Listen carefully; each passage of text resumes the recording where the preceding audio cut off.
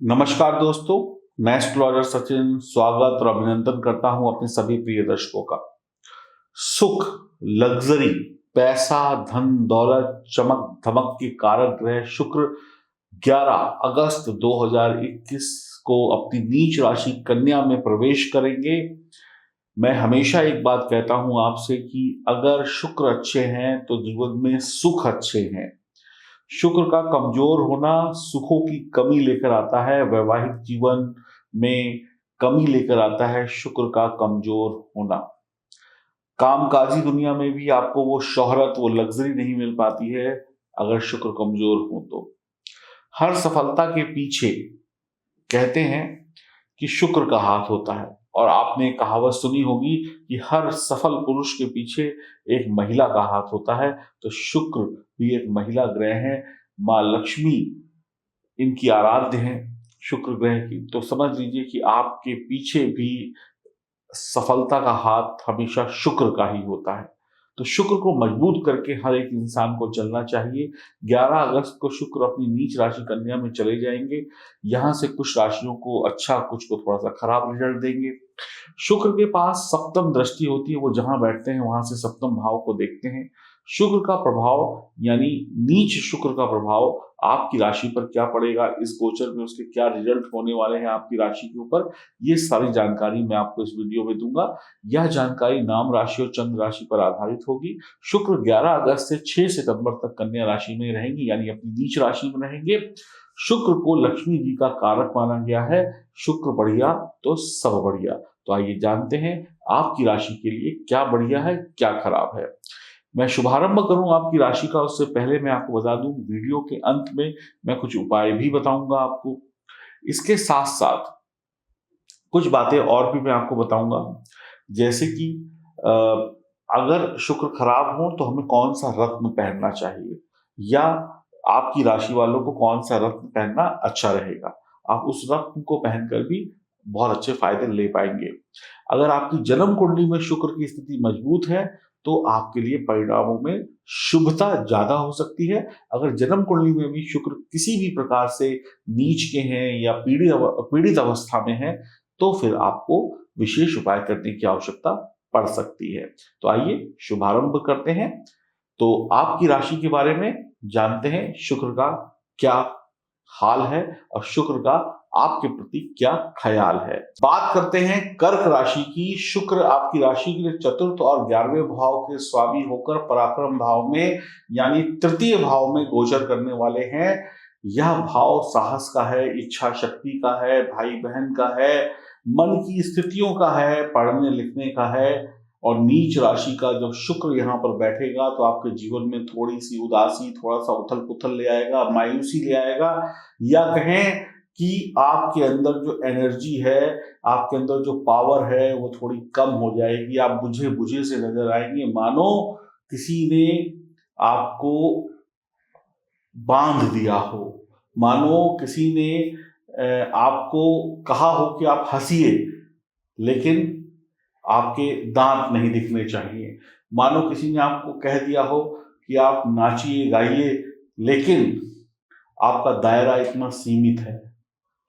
यानी कि प्रतिबंधों के बीच में आपको काम करना पड़ सकता है, यानी कि आपके ऊपर रिस्ट्रिक्शंस लग सकते हैं, यानी कि आपके ऊपर नियम कानून लगाए जा सकते हैं कि ये करिए तो ये नहीं करिए, ये गलत हुआ तो इसकी सजा ये होगी, वो गलत हुआ तो उसकी सजा ये होगी। यानी नियम कानून बहुत बनाए जा सकते हैं किसी भी काम को करने को लेकर, चाहे नौकरी हो, चाहे व्यापार हो, चाहे घर में रहने वाले जो सदस्य हैं, कि अगर ये गलती की तो ये सजा मिलेगी, वो गलती की तो वो सजा मिलेगी, तुम्हारा दायरा तय कर दिया गया है, इससे आगे गए तो फिर परिणाम अच्छे नहीं होंगे। यानी कि बंदूक की नोक पर आपको काम करना होगा।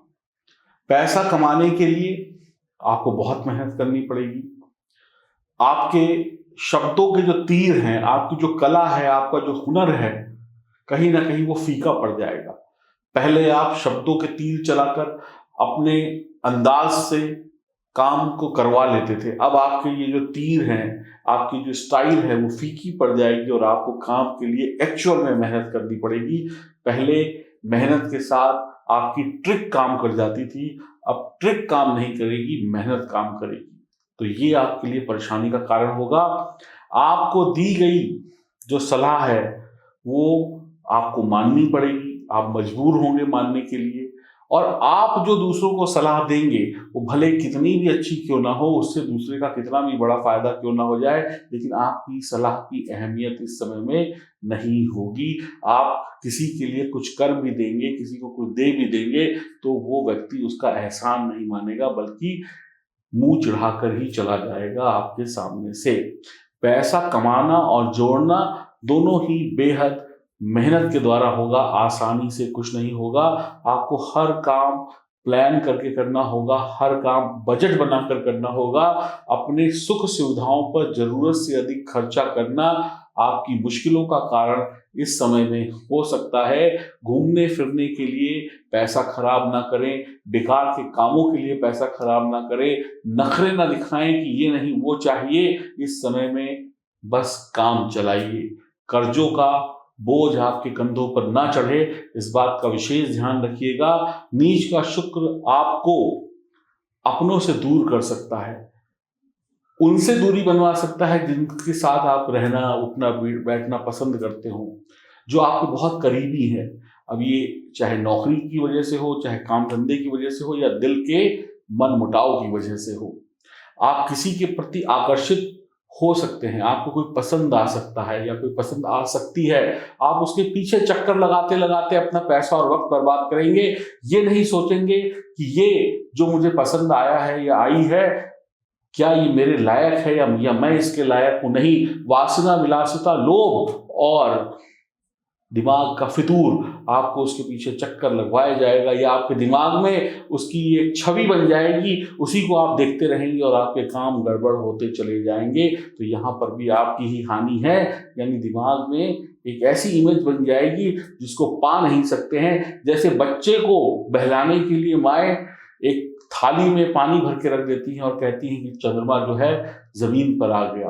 बच्चा उससे खेल लेता है, जब उस पर हाथ मारता है पानी में तो चंद्रमा ओझल हो जाता है या चंद्रमा की जो आकृति है वो बिगड़ जाती है। तो ऐसा ही कुछ होगा, आप चंद्रमा से प्यार कर बैठेंगे और चंद्रमा को धरती पर लाना असंभव है, या काल्पनिक रूप से ले भी आए तो उसका कोई फल नहीं मिलने वाला है। तो इसमें पैसा और वक्त की बर्बादी हो सकती है। घर पर जो बड़ी महिलाएं हैं, चाहे आपकी माँ हो, चाहे सास हो, चाहे दादी हो, उनसे तनाव हो सकता है, महिलाओं से लड़ाई झगड़ा हो सकता है। आप अपने काम की तरफ बढ़िया तरीके से अगर बढ़ते हैं तो ही बढ़िया रहेगा। और अगर आपकी बॉस महिला हैं तो फिर समझ लीजिए नोक-झोंक होनी तय है। पारिवारिक रिश्तों में मतभेद हो सकता है, आप अपने विरोधियों को परास्त नहीं कर पाएंगे, उनके दिल को जीत नहीं पाएंगे। यहाँ पर भी विरोधियों से लड़ना पड़ेगा, संघर्ष करना पड़ेगा। जहाँ पर पहले आप एक मीठी वाणी बोलकर, कोई तकनीक निकालकर, कोई जुगाड़ निकालकर सामने वाले को खुश कर देते थे, शत्रु को भी टाल देते थे, अब वो काम नहीं हो पाएगा। अब मेहनत करनी पड़ेगी। शत्रु इसका फायदा उठाकर आपके ऊपर हावी हो सकता है। आप अपने दिल को संभाल के रखिएगा, दिल फेक आशिक नहीं बनना है। महिलाओं के चक्कर में पड़कर या पराये पुरुषों के चक्कर में पड़कर पैसा और वक्त की बर्बादी नहीं करनी है, और दूसरे को दिखाने के लिए अपनी हैसियत से ज्यादा पैसा खर्च नहीं करना है।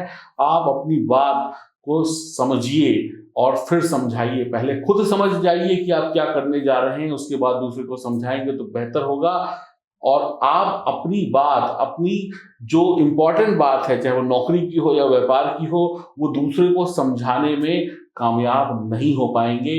आप बहुत कोशिश करेंगे कि मेरी बात सामने वाला सुन ले, लेकिन शायद आपको पूर्ण रूप से इसमें भी कामयाबी नहीं मिलेगी। यहाँ पे भी निराशा होगी, या बहुत मेहनत के बाद सामने वाले को बात समझ आएगी। नौकरी हो या व्यापार हो, मेहनत में तो अधिकता होने ही वाली है। नौकरी हो या व्यापार हो, पहले प्रयास करें, प्रयासों का होना ही तय करेगा कि सफलता कितनी बड़ी मिलेगी। भाग्य भरोसे मत बैठिएगा। 26 तारीख तक बहुत संभल के रहेंगे अगर कर्क राशि वाले, तो बढ़िया रहेगा। उसके बाद सब कुछ धीमे धीमे आपके पक्ष में होना शुरू हो जाएगा। मानसिक व शारीरिक मेहनत करते रहिए, थोड़ा सा संभल के चलिए 26 तारीख तक, क्योंकि 26 तारीख को जब बुध कन्या राशि में जाएंगे तो जो शुक्र का नीच प्रभाव है उसको समाप्त कर देंगे और लक्ष्मी नारायण योग बन जाएगा। फिर सब कुछ बेहतर होता चला जाएगा। अवैध संबंध और बुरी आदतें, इन सबसे बचिएगा।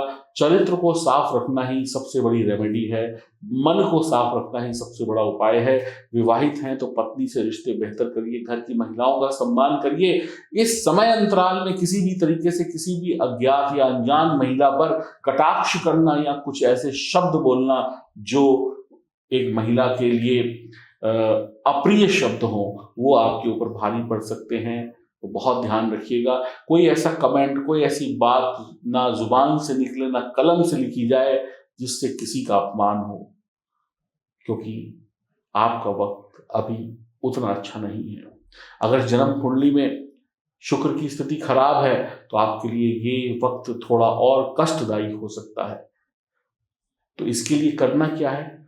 इसके लिए आप माँ लक्ष्मी की आराधना करिए, चंद्रमा को प्रसन्न करिए, ताकि मन शांत रहे तो जुबान नहीं फिसलेगी, मन नहीं मचलेगा, दिमाग को कंट्रोल में करना होगा। और इसके साथ साथ आप ये जो डी कोड वर्ड है डायमंड हीरा, जो अंगूठी दिखाई पड़ रही है, इसको लिखकर व्हाट्सएप करें, ताकि ये हीरा पहनकर या मोती भी पहनकर आप अपने आप के लिए बहुत अच्छे रास्ते बना सकते हैं। 2250 रुपए में ये अंगूठी आपको मिल जाएगी। इससे आपके जीवन में खुशियां वापस आ सकती हैं। इसके अलावा जरूरी नहीं है कि आप अंगूठी पहने और पैसा खर्च करें। ये एक सरल तरीका है जिंदगी में सक्सेस पाने का। इसके अलावा आप अपनी माता जी का सम्मान करें, पत्नी का सम्मान करें, जो आपको मैंने हिदायत दी उसका पालन करें, तो फिर ये शुक्र का नीच राशि में बैठना नुकसान तो देगा लेकिन कम नुकसान देगा। और जन्म कुंडली में अगर ग्रहों की स्थिति को बेहतर करा लेते हैं तो फिर सब कुछ अच्छा किया जा सकता है। इसकी संभावनाएं प्रबल हो जाती हैं। तो आप संपर्क करें दिए गए नंबरों पर। हरिओम, नमस्कार।